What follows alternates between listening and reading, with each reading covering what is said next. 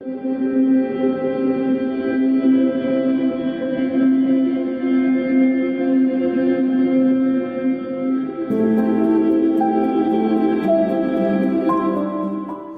my name is Twinkle Borge, leader of Pu'uhonua O Wai'anae. Been here since October 2003 and still here. Never knew how big this mission was and never knew where we'd actually be at today. Becoming a community within a community. I remember when I first came to this place, had about only 7 of us. You know, I guess for me, when I came here, it was like you would say, love at first sight. I've been to other areas which I wasn't comfortable in. I found myself more in chaos than anything, but when I found this place, it was welcoming. It was already home for me. You know, I never thought what I was doing was something that huge. Yeah, I always knew how to take care of people. I always knew how to help and just listen, but I never knew how much of a big impact that was to others. Being here in the harbor wasn't easy. I mean, I remember when this never exists. This never come into play maybe about until 9 years ago that we started building out in the front. The first set of kids that came, we had about 38 kids that came in, and in my head was, what the hell is going on? I understand as adults we make mistakes, but your kids should never pay for it. During that time while the kids was coming, I was already getting myself clean and sober. And I had feared that these kids would be alone. Where would their parents be? And in somewhat, it kind of came true. Where was the parents? I remember when I used to walk around and I used to see the kids. And I used to ask them, like, where are your parents? When they didn't come back yet, okay, if you guys hungry, come to my place. I said, we can sit down, we can have dinner. You know, and I really never knew what I was setting myself up for. I set up myself so good that I ended up having 16 of the kids living with me. Which I put through school, have a talk with the parents, let them know, hey, you go do you, let me work on your kids. I think I was very fortunate, you know, to actually raise money to buy a land, 20 acres. I never thought that we'll get where we are today.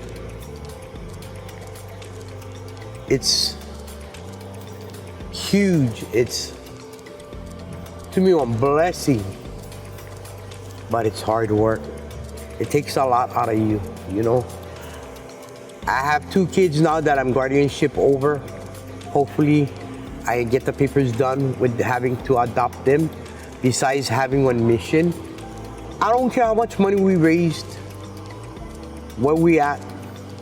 The hardest mission is yet to come. It's convincing these guys that they have a forever home. We've been living like this for years. Me for over 2 decades. I never thought I would find myself out of here. I never thought I would find myself into one home. I never thought I would find myself, you know, any place else but here, but we have a 20-acre land house that. It took me a year to get used to that. When it rains, you're right. Here, when it rains, you better be up. I'm glad where we are today, that we're actually making big moves, and I hope that we can be a blueprint for others out there to help encourage them. You know, that if we gotta find our own solution, because nobody gonna save us, then I hope that we can inspire the next. I hope that we can put hands on and work with them and just walk with them and to see where things will fall into place. You know, I hope even for the houseless community that they keep their heads up and they watch what others do. I hope that they can respect the people besides themselves, even in what areas they do live in. I hope that even in our houseless community, you continue to build that relationship. Relationship is very important, regardless where and with who. And just keep pushing forward. Yeah, I mean, let me tell you what, I would say again, as a leader, it's not easy. It's hard. It's very difficult at times. But you gotta just be consistent.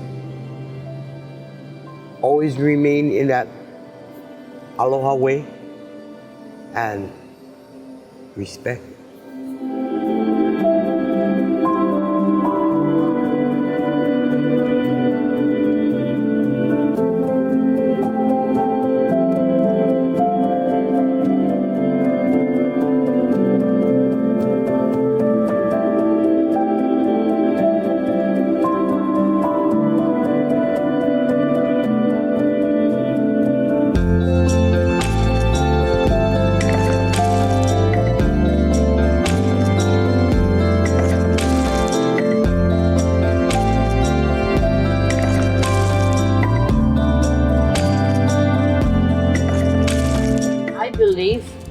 What makes this place special is the people on it, and the one person that fight to keep us on it, which is Twinkle Borge.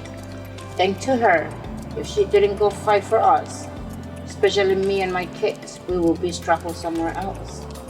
Living in the village is so beautiful because the people around me, they treat me like family. I gain trust with them. We work together, we share together, we sat together. Well, I believe everything we do together over here, just trying to get on our feet.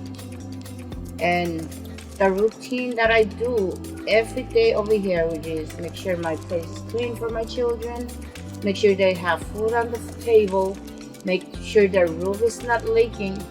If it's then, I'm not gonna sleep well. So I try my best to do what I should do over here. Is not hard that I cannot live a rate to rate. They cannot pick up rubbish. They cannot get water in the wagon. It's just a part of life. I believe everybody feel this way. There's hardship and there's easy time for everybody.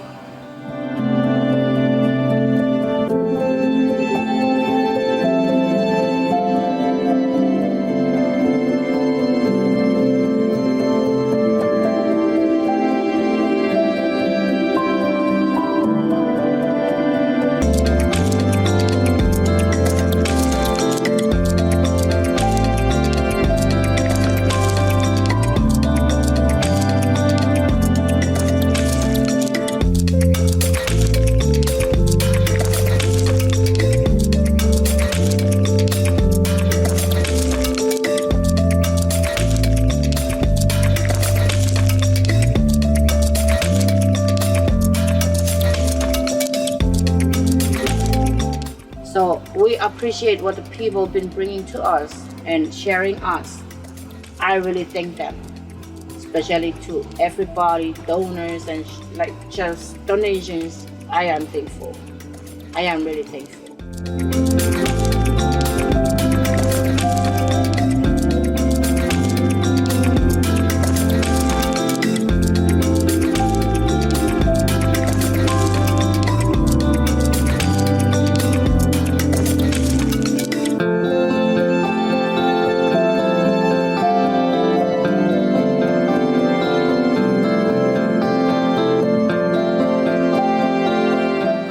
Feeling how me and my family talked about when we have time to move up to Malka, which is really great for them because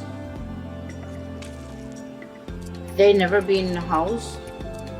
They came to Hawaii, live like, I don't know how to explain, because we came to Hawaii to live with families. But this is the family that found us. My experience of being the person who I am today, living with people that accept me as family. I am great. I am happy. I'm not lonely anymore. I don't really miss because Now over here is mean a lot to me. It is would be my home. I won't forget this place, the people over here. James Pakele. What do I do? I'm the chief making any kind officer for DCS. Yes, the president of DCS, Dynamic Community Solutions, which is the nonprofit entity made to support Pu'uhonua O Wai'anae and all of their efforts. I knew Twinkle for a while.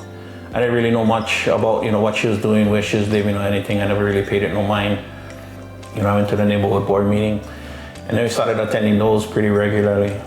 But that first board meeting, I remember, following Twinkle and, started talking to her and sitting down and, trying to figure out something. I remember the whole discussion was about, what can we do?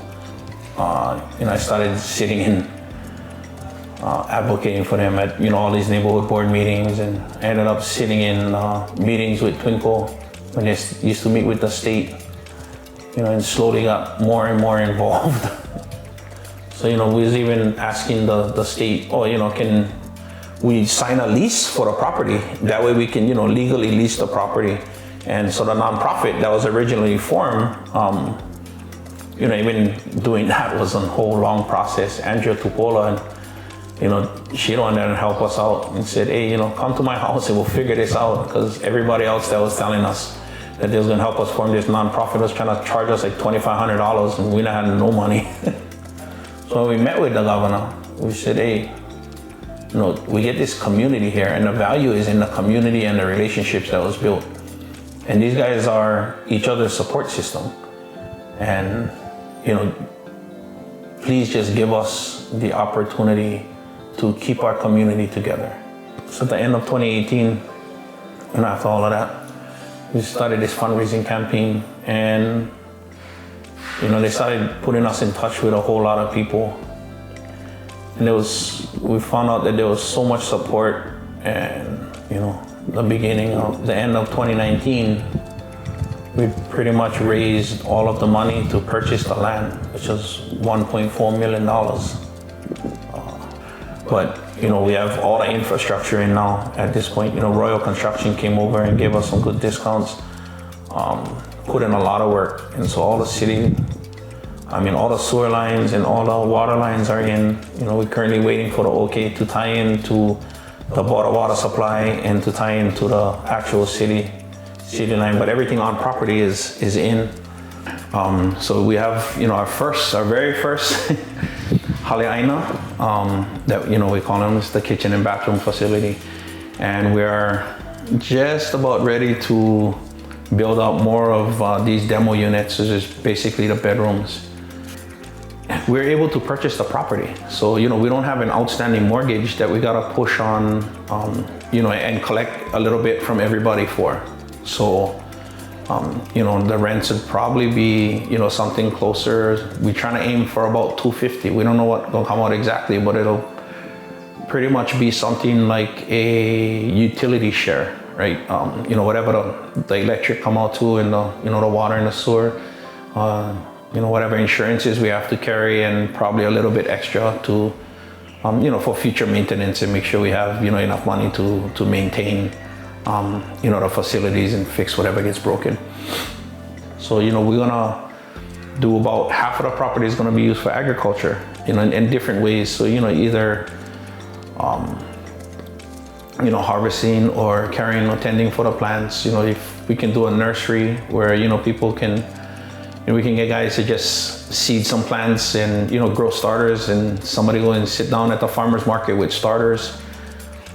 Just finding out different ways that, even if the people that cannot come up with even that little bit of money, how can we exchange some of their labor and offset that even further?